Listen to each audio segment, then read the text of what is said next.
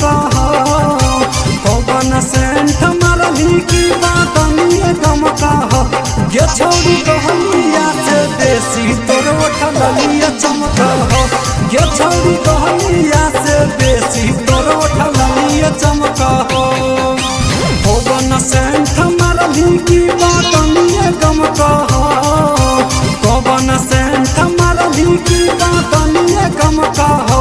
ये छौरी कहलिया से देसी तोर उठलिया चमका हो ये छौरी कहलिया से देसी तोर उठलिया चमका हो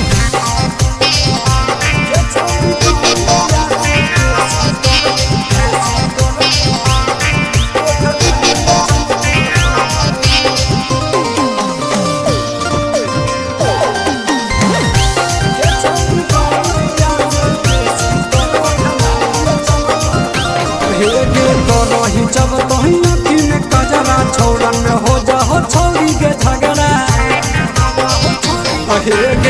रही जब तही अखी में कजरा हो जाओ छौरी के छोड़न में झगड़ा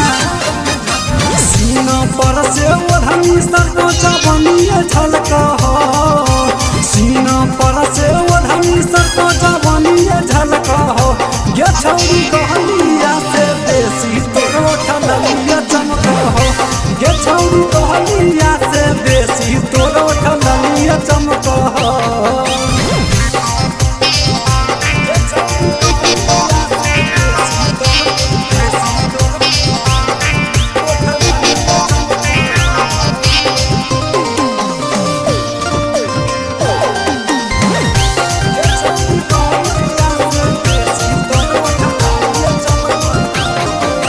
सौरभ अनुज के बनैले दीवाना दे दे के दिलवा न करे बहाना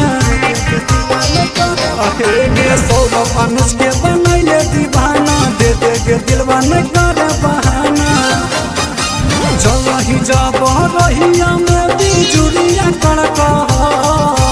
चल ही जब रहिया में बिजुरिया कड़का हो ये छौरी कहलिया से देसी तोर उठलिया चमका हो ये छौरी कहलिया से देसी तोर उठलिया चमका हो शिवाय रिकॉर्डिंग स्टूडियो जमुई।